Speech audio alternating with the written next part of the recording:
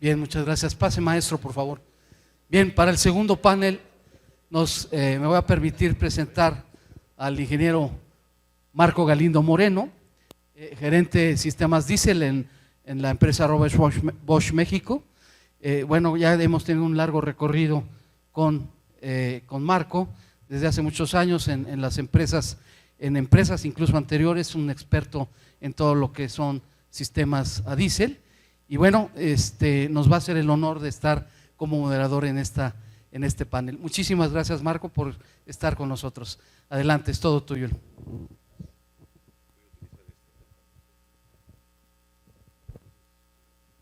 Sí, bueno, ok. Bueno, pues también, antes que nada, quiero agradecer la oportunidad de moderar este importante panel. Ahorita vamos a hacer una breve presentación de nuestros panelistas, pero también yo quiero, solamente a manera de introducción, darles un comentario por qué estamos aquí. Sin duda alguna, electromovilidad en todas sus diferentes presentaciones, digamos, es un tema que está creciendo muy rápidamente en el mercado.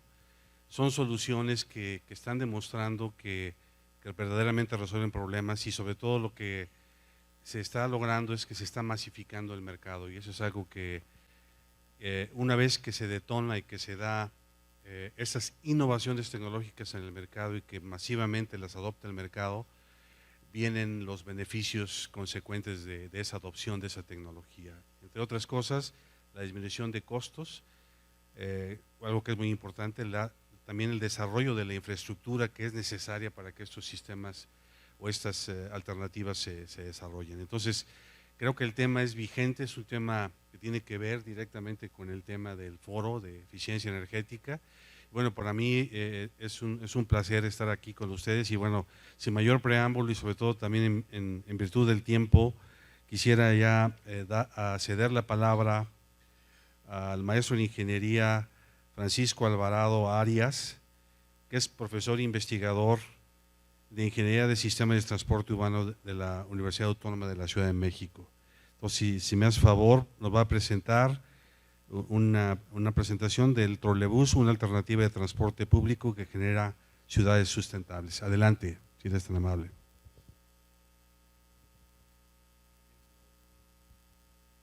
Perfecto, adelante. Escuchamos con atención.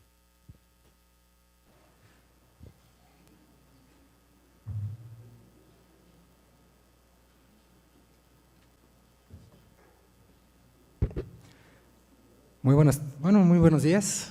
Todavía no, son las 12 p.m. Muy buenos días y muchas gracias por permitirme hacer uso de la palabra el día de hoy. Agradezco a los organizadores el interés de hablar de una tecnología de transportación muy poco conocida, que además pues resulta ser que es la más longeva, es la más antigua que está circulando en nuestras calles, a la par de su hermano el tranvía, y que por algún extraño motivo, habiendo tenido la Ciudad de México una de las redes más grandes del mundo hace 20 años, fue la quinta más grande del mundo y la más grande en toda América, el día de hoy se encuentra en una condición muy lamentable. Si me permiten entonces, pues hablaremos de esta tecnología de transportación, que pues ahí tenemos una fotografía que nos ubica en la ciudad de Ginebra, en Suiza, y nos hace pensar cómo esta tecnología, además de ser la más longeva, tiene 134 años desarrollándose, surge en 1882 allá en Alemania, ha sido probablemente la que mayormente se ha visto influenciada, dependiendo de los contextos sociales, políticos, económicos o industriales propios de cada región y de cada época. Sinceramente, la imagen a mí me transmite mucho de por qué en Suiza la gente quiere el trolebús, derivado de los beneficios tanto ambientales como energéticos.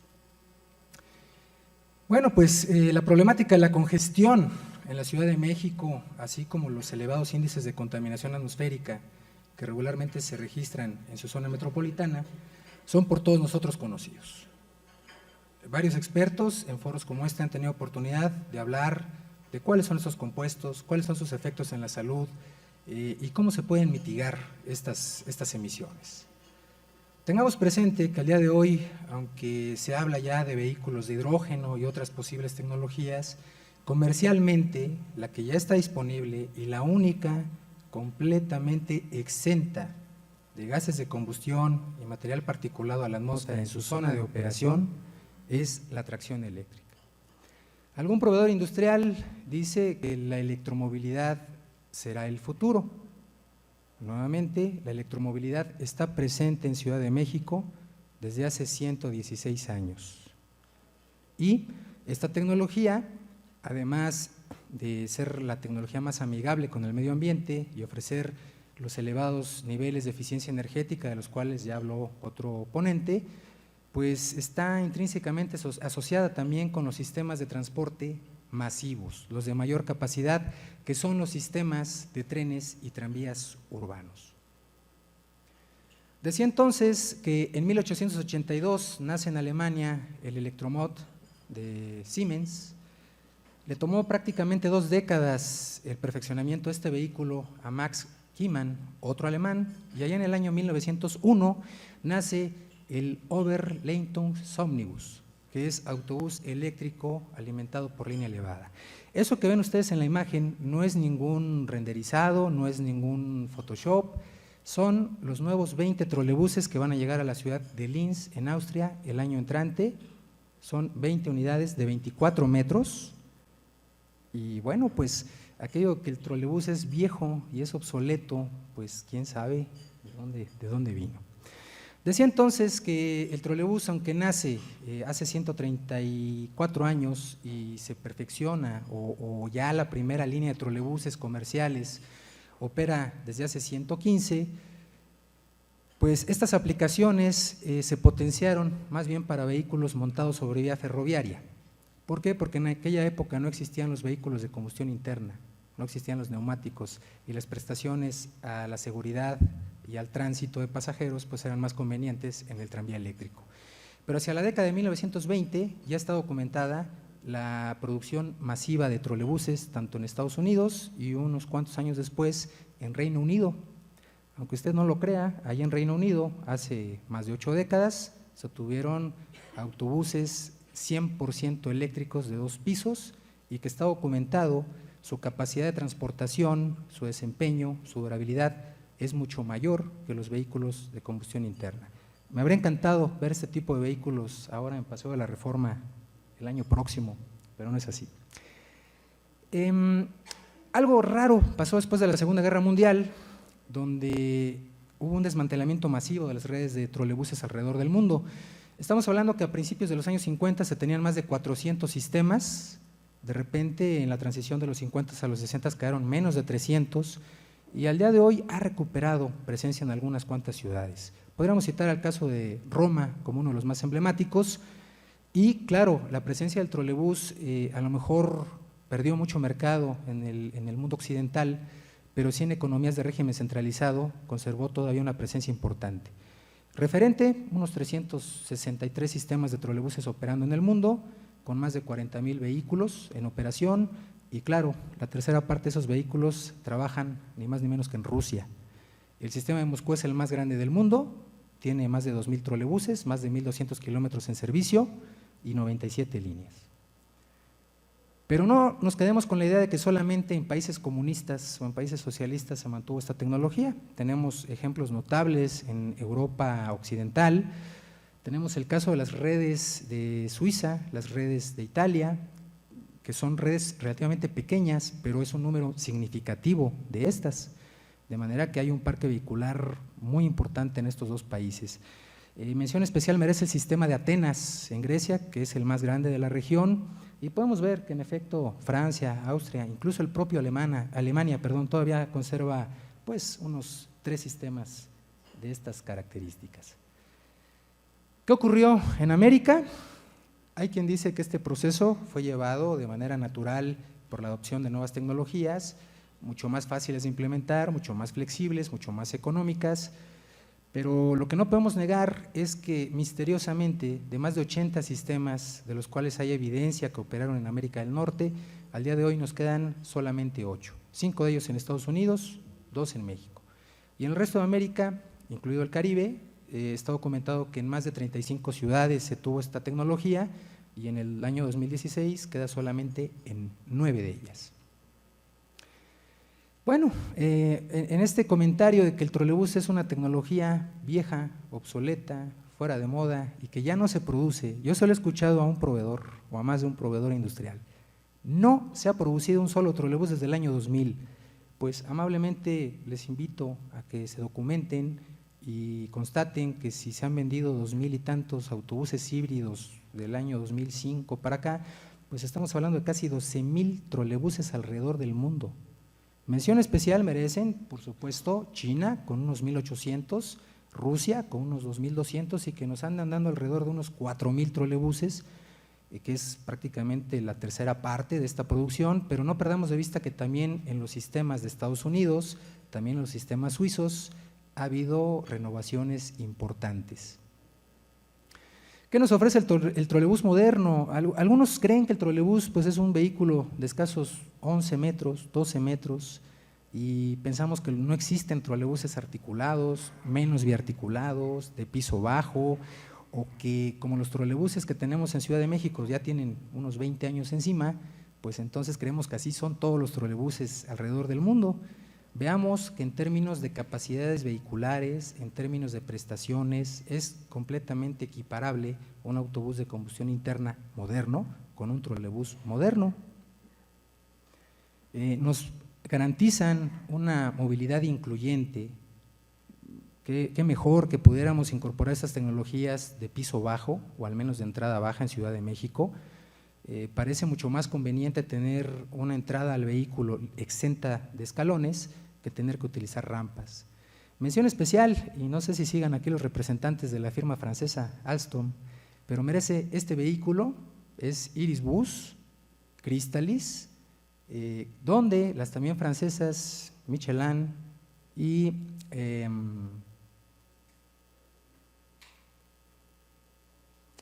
pues una disculpa al otro proveedor, es el de neumáticos. Pero bueno, 3 corporaciones francesas participaron en el desarrollo de este vehículo, perdón, es Irisbus, es Michelin y es a la vez Alstom, son las 3 corporaciones francesas. Vean ustedes que esto es algo que también traen los tranvías modernos, piso bajo, motores independientes en cada rueda o en cada sección de ruedas, es decir, se prescinde del sistema convencional de transmisión, lo cual garantiza un mejor aprovechamiento energético. Incluso pueden ustedes advertir cómo cuenta con un sistema de guiado óptico direccional. No tenemos el riesgo entonces de que el conductor pueda tener una mala maniobra de aproximación a la plataforma de abordaje y pues comprometa la integridad de un pasajero que está por abordar o descender, o bien pueda dañar la estructura del vehículo. Sin duda, los detractores del trolebús argumentan que es una tecnología que una vez que se interrumpe el suministro de electricidad a través del sistema de cables aéreos o bien ocurre un fallo en el vehículo, queda imposibilitado para proseguir su marcha. En Ciudad de México se ha argumentado que las manifestaciones, que las invasiones al derecho de vía de este vehículo, pues le hacen inflexible. Pues nuevamente, con todo el debido respeto, les invito a que investiguen, a que lean un poco más y adviertan que hace 8 décadas existe el trolebús, por así llamarle, híbrido, un trolebús que en ciertas zonas de maniobra, donde en efecto es complicado mantenerse conectado al sistema de cables, pues ya contaba con un motor de combustión interna. Agradezco al maestro Héctor Hugo Lara Hernández, que amablemente nos comparte muchas fotografías del servicio de transportes eléctricos. Y bueno, aquí en Ciudad de México en los 80s también un vehículo que venía del antiguo sistema de Toronto ya tenía esas características. En Estados Unidos advierta como un consorcio alemán, Oslo Kip, pues también está probando este tipo de innovaciones. Tenemos entonces trolebuses que tienen la posibilidad de desconectarse del sistema de alimentación aérea y tener una fuente secundaria de propulsión, ya sea con motores de combustión interna, ya sea con supercapacitores o ya sean con baterías de ion litio o bien del tipo de fosfato de fierro. Los costos, ese es un tema que también hay que discutir. Si pensamos en el trolebús suizo de manufactura Hess, de escasos 33 centímetros sobre el nivel de rodamiento, o el caso del trolebús francés, en efecto son vehículos caros, porque tienen el mayor nivel de equipamiento, porque cuentan con aire acondicionado, con sistemas electrónicos para apertura y cierre de puertas, tienen muchos componentes que los trolebuses que hemos tenido aquí en Ciudad de México tal vez no cuentan con ellos.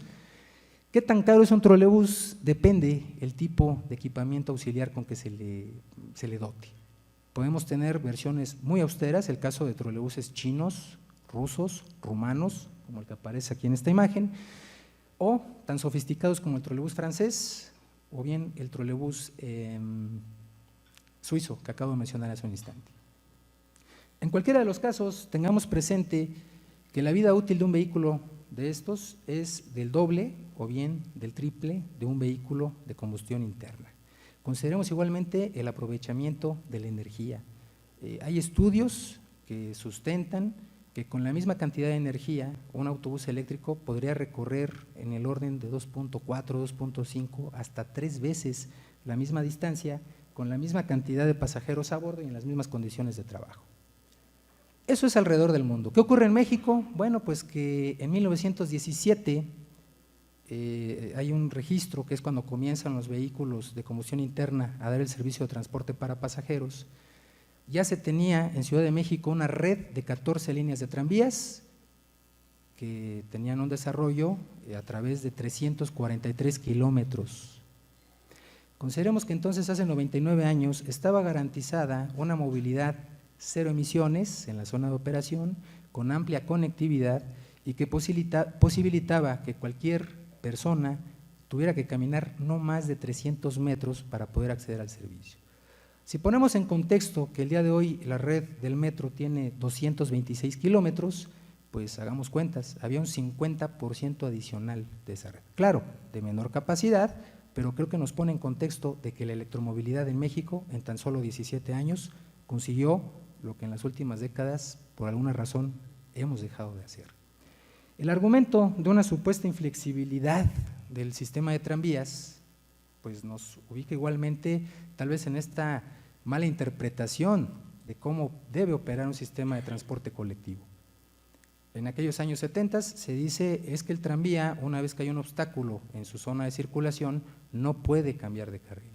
Les invito a reflexionar en esa misma avenida, a 4 décadas después, si no tenemos un sistema de autobuses de combustión interna, donde esa es ahora una fortaleza.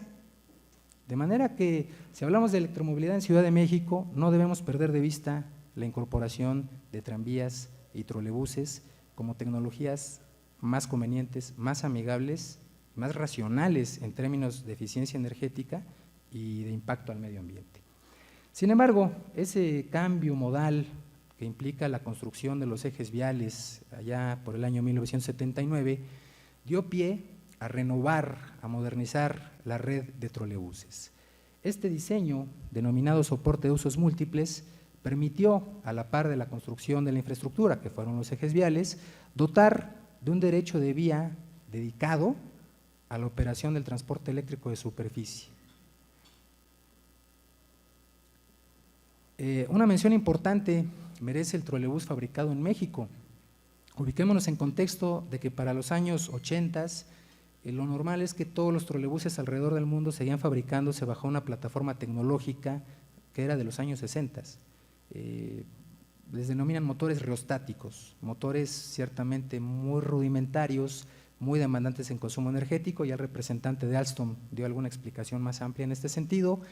Y tengamos presente que el proyecto de ejes viales, a la par de la renovación de la red de trolebuses, implicó la fabricación del trolebús en México.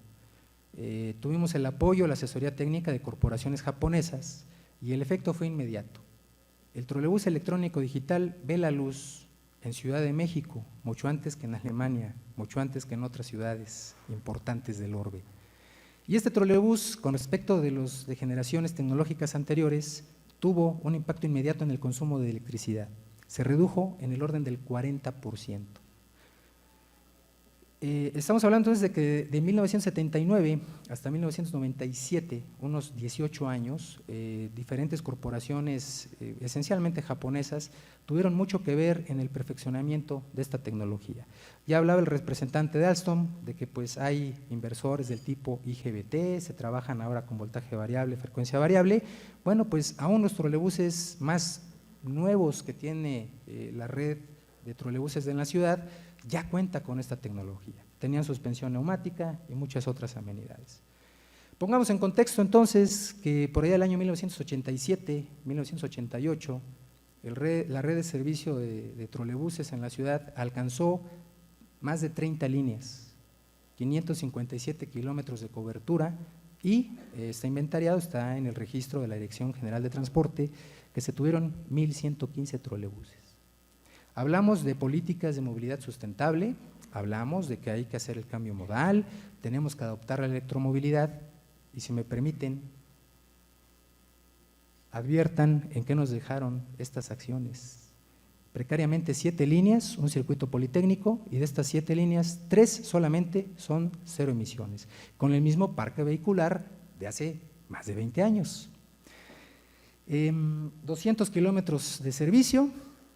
Y pues decían que eran 340 trolebuses, pero parece ser que varios siguen cumpliendo su vida útil y entonces siguen teniendo bajas, pero no hay incorporación de parque vehicular nuevo.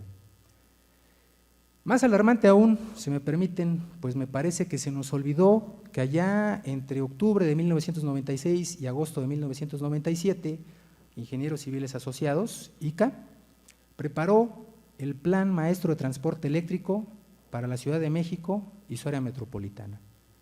Hacia el horizonte de planeación 2020 se estipulaba que la red del metro fuese de 17 líneas, en adición a la línea T1 de tranvía que tenemos de Tasqueña a Xochimilco, se llegara hasta la línea T10.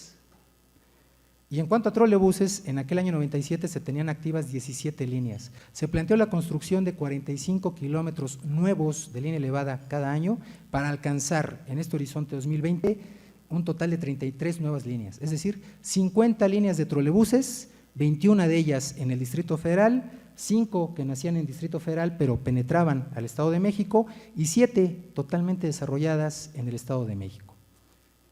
Vemos, empezando por esta línea TR31, haciendo uso del antiguo derecho de vía del ferrocarril de Cuernavaca, que pues fue cambiado por una ciclovía y habrá que cuestionarnos si los beneficios en términos de movilidad, porque esto es transportación colectiva, en efecto han sido bien resueltos, bien atendidos.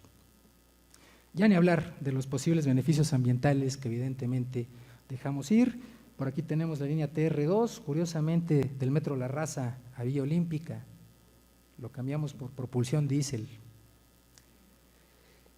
No entiendo en qué parte alguien dice, es que el sistema de autobuses es de alto desempeño, es funcional, es cómodo, es limpio, eso no lo vamos a discutir. Veo que hay algunos colegas ingenieros y cuando llevábamos nuestras clases de matemáticas, las primeras sesiones eran, ¿qué ocurre con los conjuntos donde hay una propiedad mutuamente excluyente? ¿Quién dijo que el sistema de autobuses de tránsito rápido tiene que ser diésel? Ciudad de México hace 30 años igualmente ya tenía el trolebús articulado. El departamento del Distrito Federal llegó a tener 67 trolebuses con estas características. Podríamos mostrar muchas imágenes de trolebuses que operan el sistema BRT, ya vieron alguna en Beijing. Bueno, no vayamos tan lejos, en la propia América Latina, en Quito, en Ecuador, en Mérida, en Venezuela, tenemos sistemas BRT que están operando con tracción eléctrica.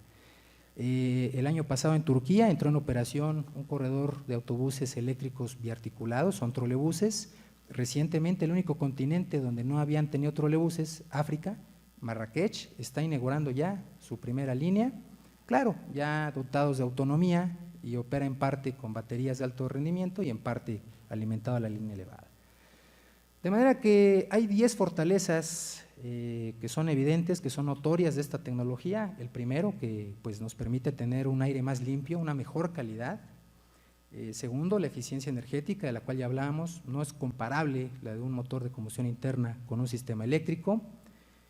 La confiabilidad y el desempeño, ¿Qué diferencia hay entre un electrobús de baterías o un autobús híbrido o un trolebús eléctrico? El trolebús tiene el mismo sistema de motorización. Me permití hacer una analogía, pues es como tener una grabadora conectada a la corriente o tener una grabadora con baterías. Te da flexibilidad. Nuevamente, si pensamos que el sistema BRT es el que debe adoptarse en Ciudad de México, ¿para qué queremos esa flexibilidad? Es más, habría que cuestionarnos si estos autobuses cuando circulan aquí en el cruce de Reforma e Insurgentes, ¿en serio tienen esa flexibilidad? Resulta ser que son de piso alto y con puerta del lado izquierdo. Hay manifestación, no sé si les ha tocado, a mí sí, hasta aquí llegamos, bájese. Entonces, pues seamos objetivos. Parece ser que estos argumentos, a título personal, yo sí los pongo en duda. En fin, para no entretenernos mucho en esto, pues si me permiten damos lectura nada más a las conclusiones. El primer punto, esta percepción hasta cierto punto distorsionada de que el trolebús es una tecnología vieja, obsoleta, arcaica, inflexible, pasada de moda, pues vemos que carece ciertamente de razones. Se debe más bien a prejuicios, se debe a creencias, pero que no podemos debatir aquí en la mesa con argumentos serios. Segundo, el desempeño de un trolebús todavía, no estoy diciendo que en unos 5 años o 10 años o 20 años no vaya a ocurrir. El desarrollo de las baterías, como hemos escuchado aquí con otros conferencistas, pues tiene un avance muy importante. Pero al día de hoy, la confiabilidad, el desempeño, la durabilidad y algo muy importante para Ciudad de México, el costo de esta tecnología todavía sigue inclinando la balanza a favor del trolebús.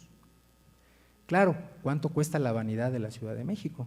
Dicen, es que los cables se ven feos. Bueno, pues vayamos por cualquier parte de la ciudad, salvo el centro histórico, y bueno, también hay partes del centro histórico, y veamos si en efecto no tenemos un montón de instalaciones que están colgadas de los postes.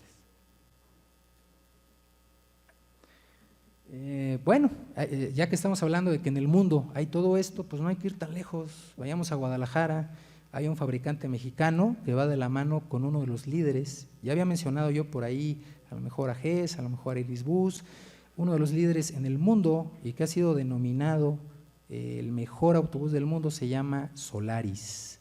Ojalá que para Ciudad de México, nada me encantaría más que si van a traer autobuses de baterías, sean Solaris. Están en Polonia y fabrican diésel, fabrican híbridos, fabrican de baterías, fabrican trolebuses, fabrican de baterías articulados, fabrican hasta tranvías. Otro líder se llama Skoda Transportation, también hace tranvías, también hace trolebuses, también hace trenes. Skoda Transportation es socio tecnológico de DINA y ya los vemos trabajando en la ciudad de Guadalajara. Finalmente, si el servicio de trolebuses fue inaugurado el 9 de marzo de 1951, ya comercial, no pruebas, porque hubo como 4 o 5 años ahí a nivel experimental para ver cómo se comportaba esta tecnología y si era conveniente adoptarla. Con más de 65 años de operación comercial ininterrumpida en la Ciudad de México, el trolebús, sea en sus versiones de 12 metros, 15 metros, o articulados de 18 o 21, o bien biarticulados de 24 o 25 metros, merece una oportunidad para ser contemplado en este proyecto de adopción de nuevos corredores, sean de mediana, baja o alta capacidad de línea, por los múltiples aspectos antes referidos. Por mi parte, pues agradezco mucho su atención, quedo a sus órdenes. Ciertamente no era yo de medios sociales, pero ya me están convenciendo de que vale la pena difundir estos y muchos más argumentos. Si tienen algún comentario, duda, pues podemos ponernos en contacto y con mucho gusto, para eso estamos. Gracias.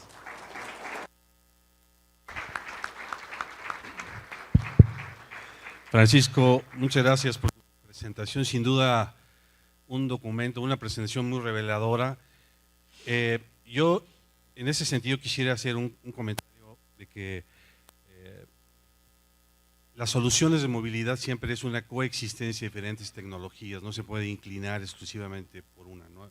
Al final es una combinación de todos los factores. Entonces, esto creo que nos da una lección aprendida de lo que México tiene que aportar a una solución integral de movilidad. Entonces, sin duda, un documento muy bueno. Es una enorme ventaja que vamos a tener acceso a compartir todos esos documentos, porque sin duda para la gente, sobre todo de investigación académica, esto puede ser una muy buena referencia. Bueno, pues te agradezco también en nombre de la CONUE tu presentación.